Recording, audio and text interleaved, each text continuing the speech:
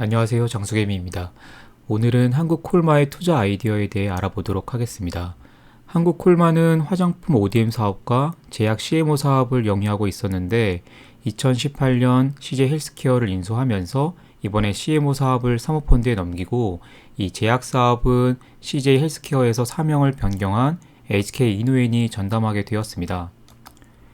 형들도 아시는 것처럼 콜마는 기본적으로 이 화장품이나 이 제약 시장에서 이 본격적인 수탁 생산으로 가장 경쟁력 있는 비즈니스 모델을 열었던 기업입니다. 특히나 2012년부터 2015년까지 이 한국 화장품의 중국 수출이 본격화되면서 그 수혜를 톡톡히 누린 기업이죠. 2016년 사드 사태가 발발하면서 센티가 지속적으로 나빠졌고 근 5년간 주가 하락을 이어오고 있습니다. 오늘은 그렇다면 현재 투자자들의 시선을 끌지 못하지만 이 콜마에서 어떤 투자 아이디어가 있을지 거기에 대해서 한번 살펴보도록 할게요. 네, 얼마 전 아모레퍼시픽도 이 구조조정에 돌입한다는 기사를 본 적이 있습니다. 형들도 아마 보셨을 텐데요. 아모레뿐만이 아니라 세계적인 이 코스메틱 기업들도 사정이 크게 다르지는 않습니다. 그만큼 이 수년간 어려움을 겪고 있는 업계가 이 화장품 업계입니다. 물론 그 와중에도 기업의 비즈니스 환경에 적응을 해서 이 지속적인 성장을 이어가고 있는 LG생명 같은 기업도 있긴 합니다. 어찌되었던 2021년 이 화장품 업계는 이 그동안의 고비용 구조를 조금 개선하고 어느 정도 경영 정상화를 이루리라 생각을 합니다.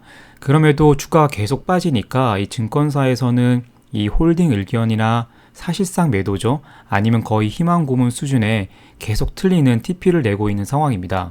사실 이 애널리스트들도 쉽지 않은 상황인 거죠. 한번 애널리스트의 리포트를 보도록 하겠습니다.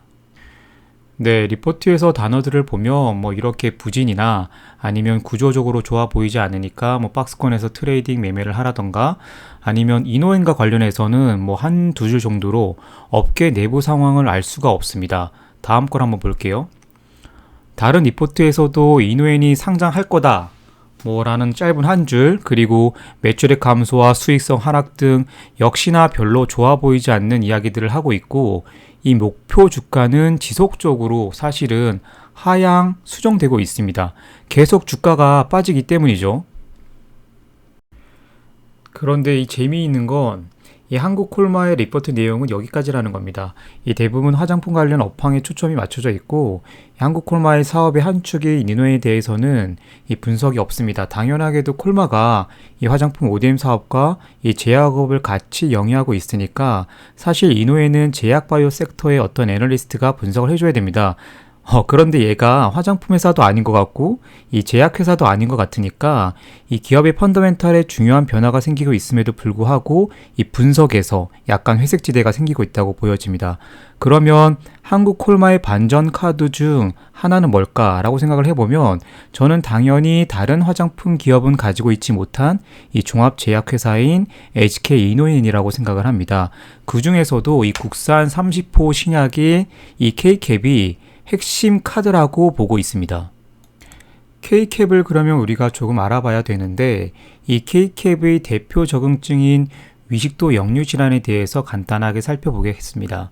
보통은 우리가 위산 때문에 이 GERD나 궤양이나 근반성 위염 등이 생길 수 있다고 오해하곤 하는데 사실 위산은 이 소화 과정에서 정말 중요한 역할을 하게 됩니다. 보시는 것처럼 음식을 이렇게 섭취하게 되면 위산은 음식 내의 세균도 제거하고 단백질 소화 요소를 촉진하기도 하고 각종 영양소를 흡수하는 데 도움을 주기도 합니다.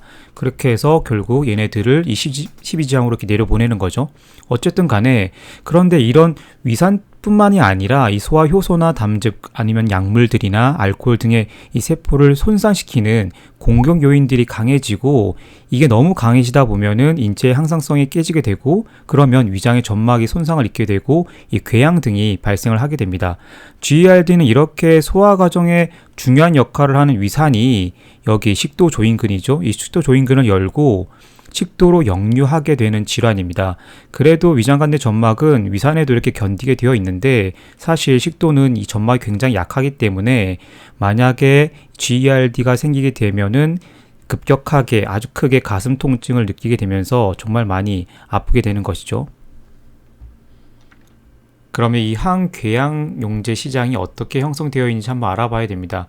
우리나라를 기준으로 보면 이 시기의 서구화나 어떤 비만, 각종 성인병 등이 증가하면서 항궤양용제 시장도 폭발적으로 증가를 하고 있고 2019년 심평원 자료를 토대로 하면 이미 환자가 500만 명을 넘어서고 있습니다. 이 시장에서 처방되고 있는 약은 어떤 게 있을까 보시면 대표적으로 두 가지 클래스가 있는데 그 하나가 H2 블로커고 또 다른 하나가 이 PPI 그러니까 즉 프로톤 펌프 이니비터입니다. 그런데 여기 보시면 이 H2 블로커는 지속적으로 시장이 쪼그라들고 있고 이 줄어드는 시장을 PPI가 흡수하는 것을 이렇게 수치로 볼 수가 있습니다. PPI는 계속 성장을 하고 있는 거죠. 제가 여기에 PPI의 작용 기전을 여기 써두었는데 모르셔도 됩니다. 투자자에게는 중요한 건 다른 데 있습니다.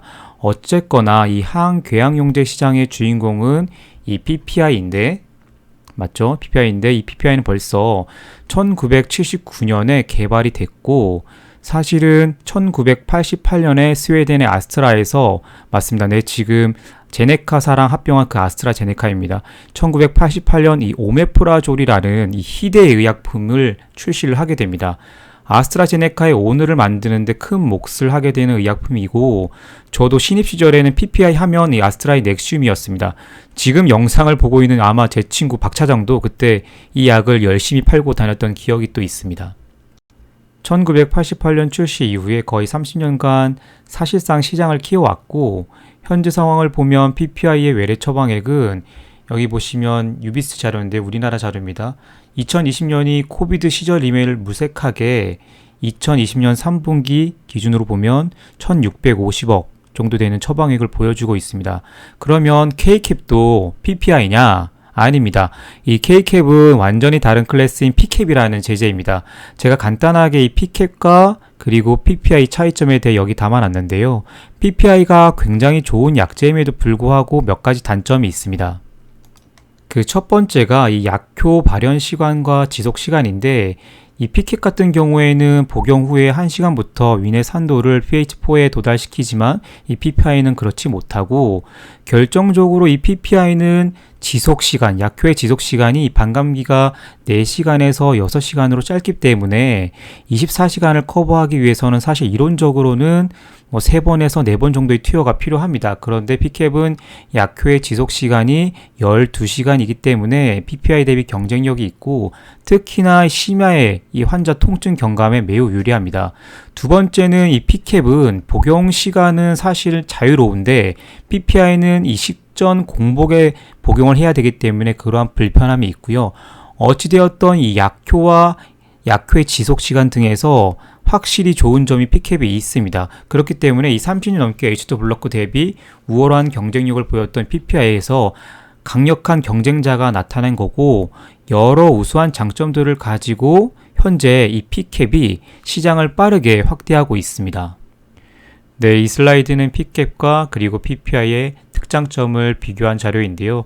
여기 밑에 한글로 다 적혀 있기 때문에 이것만 한번 읽어보셔도 네, 충분할 것 같고 이 내용은 사실 간단합니다. 이 P캡이 위산에서의 안정도가 이 PPI 대비 더 뛰어나기 때문에 이 프로톤 펌프들을 효과적으로 억제할 수 있다는 겁니다. K캡의 매출 추이를 형들 이렇게 한번 보시면 이 11월까지 내부적으로는 650억 원의 매출을 돌파한 것으로 보여지고 2021년 K캡의 매출 목표는 내부적으로 1000억 원 이상으로 목표를 하고 있다고 합니다. 또한 2015년에 이 중국 러신에 수출을 해서 해당 제약사가 임상 1상부터 마일스톤을 끌고 왔는데 현재 3상을 완료를 하고 21년에 출시하려고 하고 있기 때문에 이 추가적인 매출에 대한 어떤 러닝 개런티도 수입도 기대해 볼 수 있을 것 같습니다. 주가도 이러한 이벤트들에 어느 정도 반응하리라 생각을 하고 회사는 이 중국을 포함해서 아시아에서 3천억 이상의 매출을 계약하고 있습니다. 네, 해외 진출은 사실 미국이죠. 이 K캡 개발이 2005년 일본의 연구벤처인 라컬리아로부터 이 신약 후보 물질을 도입을 해서 2019년 신약 허가까지 받았는데 이노에는 여기서 멈추지 않고 2020년 미국 진출을 위해서 이 FDA의 신약 안정성을 테스트하는 단계인 임상 1상을 허가를 받고 미국 진출을 위한 프로세스를 지속적으로 진행을 하고 있습니다. 이미 시판된 약제를 임상하는 것이기 때문에 아예 신약 후보 물질을 임상하는 바이오텍보다는 오히려 미국 진출 과정은 투자자들에게는 더 기대해 볼 수 있는 것이 아닐까 합니다. 물론 나중에 이거 상업화할 때는 미국 시장을 잘 아는 파트너들이 필요하겠죠? 그리고 현재 이 K캡이 가지고 있지는 않지만 이 매출 확대를 위해 꼭 필요한 이 비스테로이드성 진통제 관련 시장 진출을 위한 임상도 마무리가 되었습니다. 앞으로 K캡 매출에 이 빠른 부스터에도 한몫하리라 저는 개인적으로 생각합니다.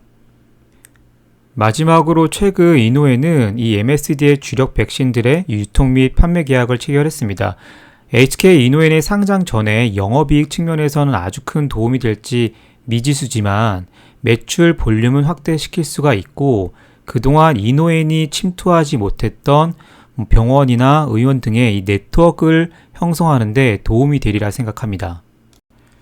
네, 요약을 해보면 이 한국콜마의 주력 사업인 화장품 ODM 사업은 이 사드 사태 이후로 외부적인 환경 변화를 크게 겪고는 있지만 그동안 비용에 대한 통제와 효율화를 진행을 했고 현재 형들도 아시는 것처럼 살짝 우호적인 중국과의 어떤 화해 무드를 볼 때 이 턴어라운드의 기회도 있다고 보여집니다.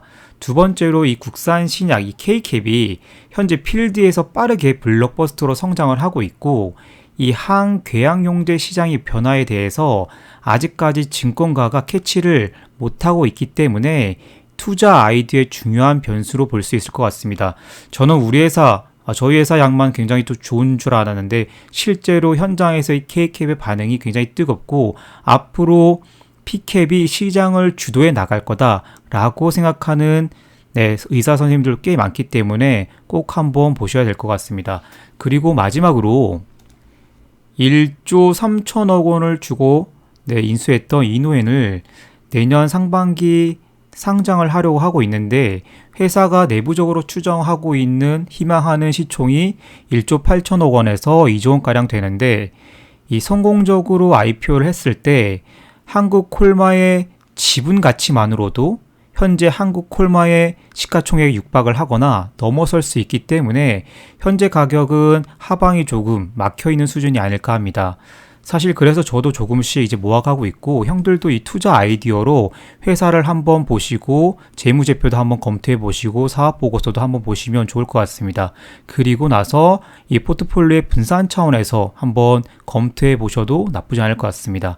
일전에 이 쿠키 슬라이드에서도 말씀을 드렸는데 사실은 2016년부터 주가 하락에 이 주주들의 고통도 느껴지고 앞으로 이 K캡과 그리고 MSD 백신을 또 세일즈 해야 되는 이노엔 형들의 노고도 예상이 됩니다. 이노엔 형들 특히나 파이팅 하시고요. 형들 우리 장수해요.